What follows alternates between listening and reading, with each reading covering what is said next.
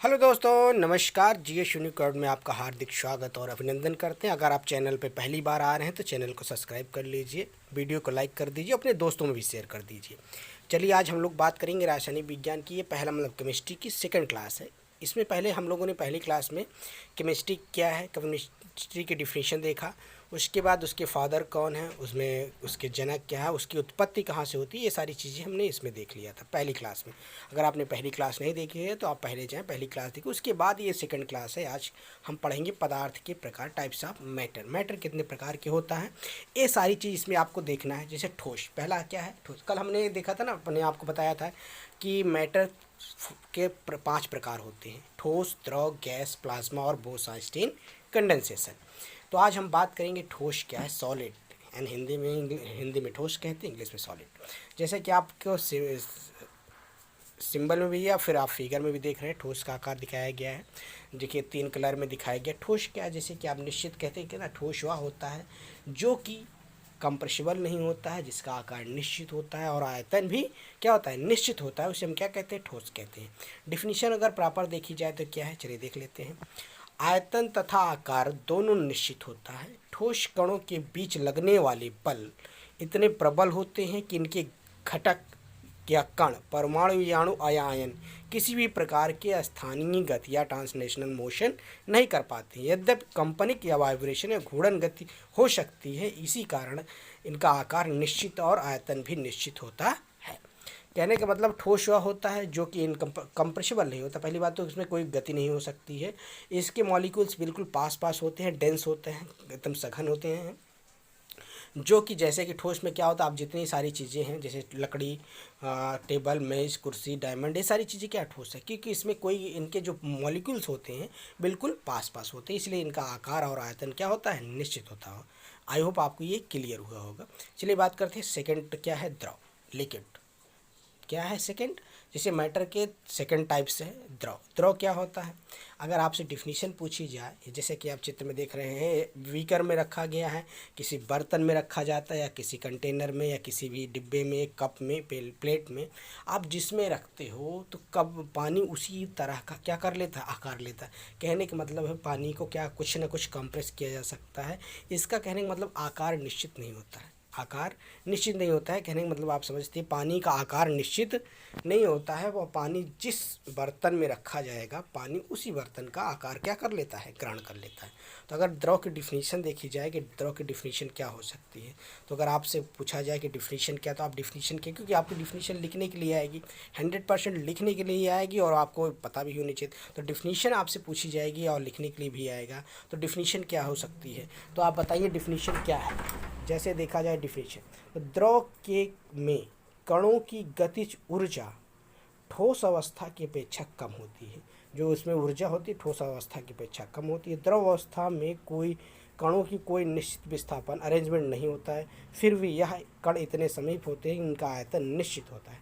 कहने का मतलब है कि द्रव वह होता है जिसका आकार अनिश्चित होता है और आयतन क्या होता है, निश्चित होता है। अगर प्रॉपर एक सिंपल सी डिफिनीशन देखी जाए तो द्रव क्या होता है, जिसका आकार अनिश्चित और आयतन निश्चित होता है। कहने मतलब कि liquid is a matter which the most volume is definite and shape is indefinite. कहने का मतलब है जिसका आकार अनिश्चित होता है और आयतन निश्चित होता है, उसे हम क्या कहते हैं, द्रव कहते हैं। आई होप आपको ये डिफिनीशन क्लियर हुई होगी।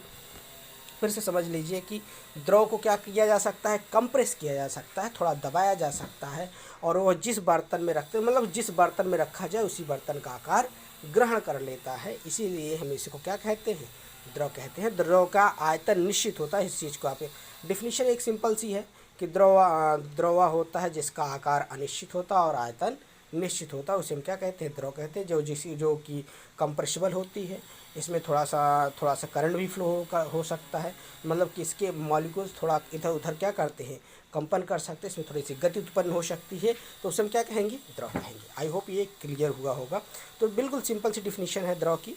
द्रव में अगर की बात की जाए तो द्रव होता है, अगर आपको लिखने के लिए आएगा 1 नंबर या 2 नंबर में, तो द्रव के पहले तो आपको मैटर की 5 अवस्थाएं होती है ये पता होना चाहिए। उसके बाद ठोस आपने देखा, फिर द्रव देख लिया। तो द्रव में बस सिंपल सी डिफिनीशन है कि जिसका आकार अनिश्चित होता है और आयतन निश्चित होता है। आई होप आपको क्लियर हुआ होगा। चलिए नेक्स्ट बात करते हैं गैस। आप देख रहे हैं गैस, एक तो आपके जनरली घर में भी यूज हो रहा है, गैस बहुत सारी है ना। तो गैस के बारे में अगर बात की जाए तो इसके, क्योंकि आपको डिफिनीशन पता होनी चाहिए। तो डिफिनीशन क्या कहती है, गैस क्या है, अगर आप सिंपली पूछा जाए तो व्हाट इज ए गैस, तो आप कुछ ना कुछ उसमें बताएंगे। तो देखिए गैस देख रहे हैं तो जो जल रहा, जैसे आपके घर में एलपीजी आती है वो भी गैस है, सीएनजी है वो भी गैस है, नाइट्रोजन, ऑक्सीजन, ये सारी चीज़ें, मीथेन, ईथेन, ये सब क्या हैं, गैसेस हैं। तो अगर गैस की डिफिनीशन देखी जाए तो क्या हो सकती है, तो गैस क्या होता है, जैसे अभी तक हमने ने देखा था ठोस में आकार और आयतन दोनों निश्चित होता है। द्रव में क्या होता है, आकार निश्चित नहीं होता है लेकिन आयतन निश्चित होता है। इसी तरह गैस में क्या होगा, इनका आकार और आयतन दोनों अनिश्चित होगा, मतलब कि इनडेफिनिट होगा। Gas is a defined as the indefinite shape and indefinite volume. देखा जाए तो गैस वह होता है जिसका आकार और आयतन दोनों क्या होता है, अनिश्चित होता है ना। आई होप आपको क्लियर। डिफिनीशन लिखने के लिए आए तो कैसे लिखेंगे, डिफिनीशन में आप ये देख सकते हैं कि गैस वह है जो कि जिनका आयतन और आकार दोनों क्या होता है, अनिश्चित होता है। कभी कभी आपके एग्जाम में ही पूछ लेता है कि मैटर कितने प्रकार के होते हैं और मैटर के टाइप को एक्सप्लेन कीजिए, अगर 5 नंबर या 60 में आ गया। कभी कभी इसमें भी ऑब्जेक्टिव में भी पूछ लिया जाता है कि द्रव गैस है तो क्या होता है, जिसका आयतन और आकार दोनों निश्चित, 4 ऑप्शन दिए रहते हैं। तो आपने इसमें क्या होता है, आपको इसको जवाब देना होता है। तो आप इस चीज़ को देख सकते हैं कि गैस क्या है, गैस ऐसा चीज़ होता है या गैस वह मैटर है, वह पदार्थ होता है जो कि जिसका आयतन और आकार दोनों क्या होता है, अनिश्चित होता है। इसीलिए गैस को मैटर की कैटेगरी में रखा जाता है। आपको कुछ लोग कहें ये सर ये और याद रखना है, गैस हाईली कंप्रेसिबल होती है। गैस क्या होता है, हाईली कंप्रेसिबल होता है। कंप्रेसिबल मतलब ये समझिए कि जिसको, जैसे आपके घर में जो सीएनजी का सिलेंडर आता है या एलपीजी का सिलेंडर होता है, देखिए उस सिलेंडर में 14 किलो गैसेस होती है। तो इसका कहने का मतलब है कि इसको बहुत ज़्यादा कंप्रेस किया जा सकता है, इसके मॉलिक्यूल बहुत दूर दूर भी जा सकते हैं, बहुत पास पास भी। कहने का मतलब है अगर किसी खुले आसमान में छोड़ दिया जाए तो इसके मॉलिक्यूल बहुत दूर दूर हो जाएंगे, आपको पता नहीं चलेगा। कहने का मतलब ये समझ लीजिए कि इसका आकार और आयतन दोनों अनिश्चित होता है ना। तो हम क्या कहेंगे, इसको गैस कहेंगे। अब डिफिनीशन अगर प्रॉपर देखी जाए तो डिफिनीशन क्या है, चलिए इसके बारे में देख लेते हैं। आइए, यदि पदार्थ की सबसे सरल अवस्था है या पदार्थ की सबसे सरल अवस्था है, इसमें घटक कण के माध्यम आकर्षण बल कार्य नहीं करता है, जिससे यह कण स्वतंत्र रूप से गति करने के लिए मुक्त होते हैं। इनके कणों में किसी भी स्थान पर पूरी तरह से भरने की प्रवृत्ति होती है, अतः इनका आकार और आयतन निश्चित नहीं होता है। आई होप आपको ये डिफिनीशन बिल्कुल समझ में आई गई होगी कि गैस क्या है। तो गैस में बस इस चीज़ को ध्यान रखना है कि इसका वॉल्यूम और शेप दोनों इनडेफिनिट होता है। तीसरी चीज़ क्या है, यह इनकम्प्रेसिबल मतलब कि हाई कंप्रेसिबल होती है या हाई कंप्रेसिबल। कंप्रेसिबल मतलब होता है जिसको बहुत ज़्यादा मात्रा में दबाया जा सके, जैसे एक सिलेंडर में बहुत ज़्यादा मात्रा में गैस भरी जा सकती है। और दूसरी चीज़ है गैस इसलिए विस्फोटक का काम करती है कि बहुत ज़्यादा इसमें थोड़ा डेंजरस होता है। इसका मतलब कि आकाश जिसे बहुत ज़्यादा कंप्रेस करके भर दिया गया तो इसमें खतरा, डेंजरस जोन होता है, खतरे होने की संभावना ज़्यादा होगी, क्योंकि इसमें कंप्रेस हम कर सकते हैं और कंप्रेस वाली चीज़ें कभी भी फटने की संभावना होती है, याद रखना है। तो अब गैस में एग्जांपल देखा जाए तो आपका सीएनजी, एलपीजी, ये सारी चीज़ें आ जाती है ना। तो आपने देख लिया क्या, मैटर के 5 प्रकार होते हैं। पहला ठोस है, ठोस में आप देखिए सिंपल डिफिनीशन हो गई, जिसका आयतन और आकार दोनों निश्चित होता है, याद रखना है। रिवीजन है थोड़े, देखिए द्रव में क्या था, आकार अनिश्चित होता है लेकिन आयतन निश्चित होता है। इसी तरह आपने गैस में देखा, गैस में क्या है, गैस ठोस का उल्टा, गैस ठोस का उल्टा है। इसके मॉलिक्यूल्स क्या कर सकते हैं, स्वतंत्र मुक्त अवस्था में इधर उधर गति कर सकते हैं, पहली बात तो याद रखना है। दूसरी चीज़ ये है, ये हाईली कंप्रेसिबल होता है। तीसरी चीज़ क्या है, इसका आयतन और आकार दोनों निश्चित नहीं होता है। आई होप आपको क्लियर हुआ होगा। चलिए हम बात करते हैं नेक्स्ट, प्लाज्मा। अब आप देख रहे हैं प्लाज्मा, आई होप अभी सिंबल भी देख रहे हैं, इसका जो फिगर है, फिगर के आधार पर आप इसका आकलन कर सकते हैं कि प्लाज्मा क्या है। जैसा कि आप डिफिनीशन से समझने से बजाय फिलहाल हम आपको थोड़ा सा ये समझाना चाहते हैं कि प्लाज्मा गैस को वह रूप होता है जो कि उसको आयनाइज करने के बाद या गैस को ही बहुत हाईली टेम्परेचर देने के बाद एक ऐसी अवस्था क्रिएट हो जाती है कि बहुत सारी मात्रा में बहुत सारी गैसेस आयनाइज होना शुरू हो जाती हैं या एनर्जी उत्पन्न करना शुरू हो जाती हैं।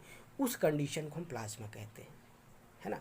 आप कभी कभी देखे होंगे प्लाज्मा बहुत सारी मात्रा में, जैसे कि अब आप ऐसे समझिए कि जब आसमान में बिजलियाँ चमकती हैं, आसमान में देखिए बिजलियाँ चमकती तो आप बहुत ज़्यादा मात्रा में लाइटें दिखाई पड़ती हैं, तो वह प्लाज्मा की स्थिति, क्योंकि बहुत सारे इलेक्ट्रॉन्स आयन प्रोटॉन्स इतने ज़्यादा हाई मात्रा में एनर्जी प्रोड्यूस करते हैं, वो प्लाज्मा की स्टेज आ जाती है, तो उसे हम क्या कहते हैं, प्लाज्मा कहते हैं। चलिए डिफिनीशन देख लेते हैं क्या।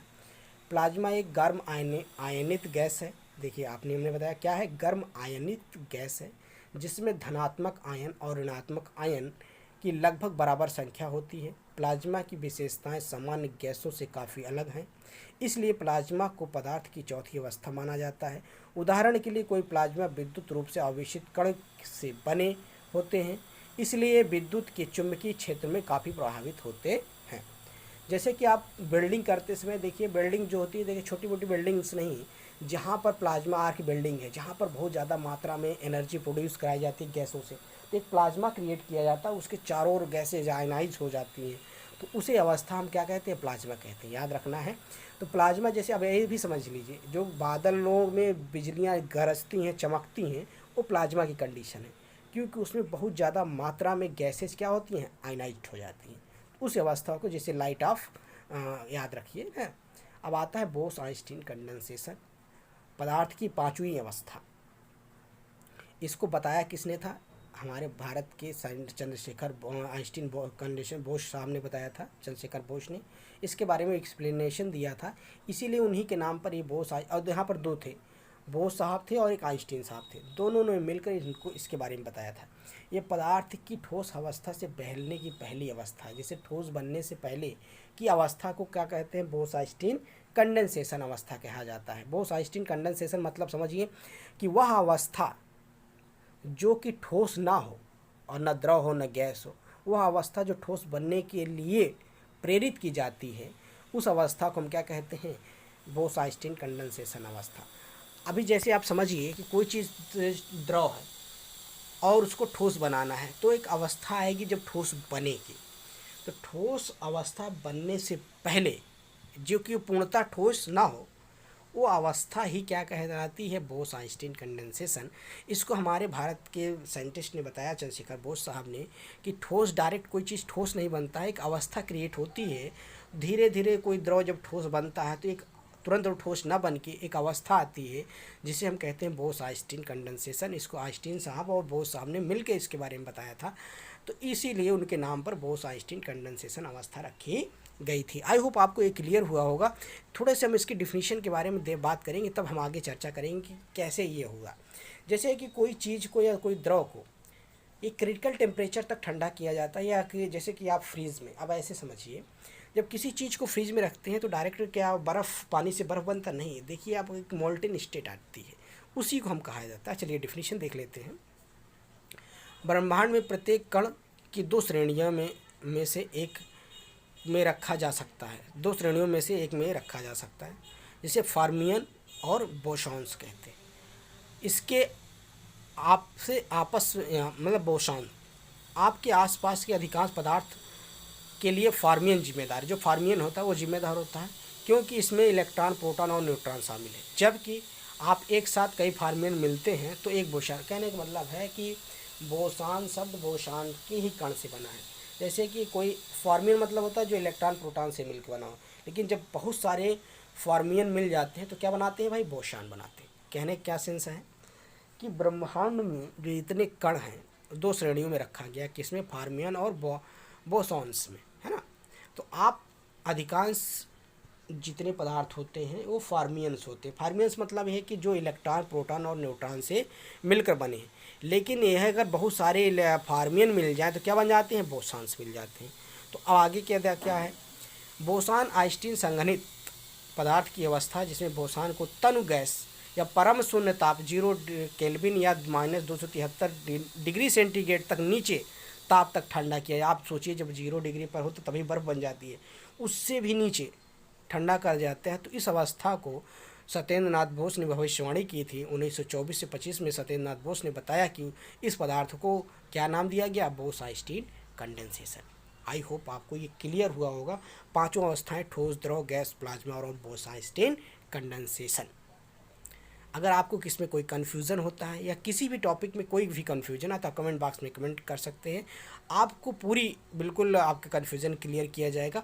आपके एग्ज़ाम में कहीं ना कहीं से एक सवाल बनते हैं, पूछ लेता है 5 नंबर में, 4 नंबर में या ऑब्जेक्टिव में कि मैटर क्या है, मैटर के कितने प्रकार होते हैं, टिप्पणी करें या शॉर्ट नोट्स लिखें। तो आई होप आपको ये सारी चीज़ें क्लियर हुई होंगी। अगर वीडियो पसंद आता है तो चैनल को लाइक करें, सब्सक्राइब करें, अपने दोस्तों में भी शेयर करें। देखिए अगर भाई हम आपके लिए मेहनत कर रहे हैं तो आपका भी फर्ज है थोड़ा लाइक शेयर सब्सक्राइब करना है, बार बार कहने की जरूरत नहीं। Thank you all of you, have a nice day, good day सभी को। Thank you all of you.